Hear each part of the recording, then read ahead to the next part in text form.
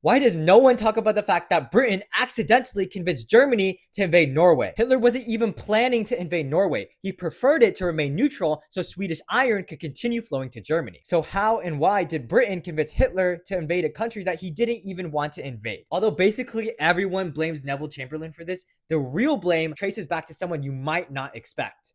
Winston Churchill. And before the Churchill Glazers burn me at the stake, let me explain. First, you have to understand that while Britain and Germany were officially at war, but barely fighting, Churchill pushed hard for an invasion of neutral Norway to cut off Germany's iron imports from Sweden. However, Chamberlain feared that this would provoke the very German invasion that Britain could not stop and did not want to violate a country's neutrality. But after weeks of pressure from Churchill and Parliament, he caved and finally approved the operation anyway. The problem is that Chamberlain practically told the Germans the plan beforehand. You see, while Chamberlain delayed the operation, he warned Sweden that Britain might seize its iron fields in the future. Why did he jeopardize the secrecy of the entire mission?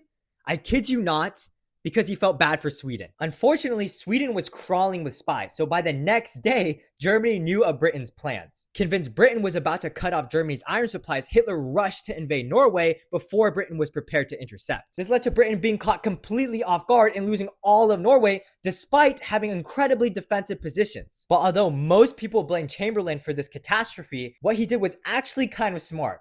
In a way. The main reason why is that Chamberlain was constantly worried about keeping the US on Britain's side. Invading a neutral country would have looked bad and soured US relations. And this is why the blame should be pinned on Churchill.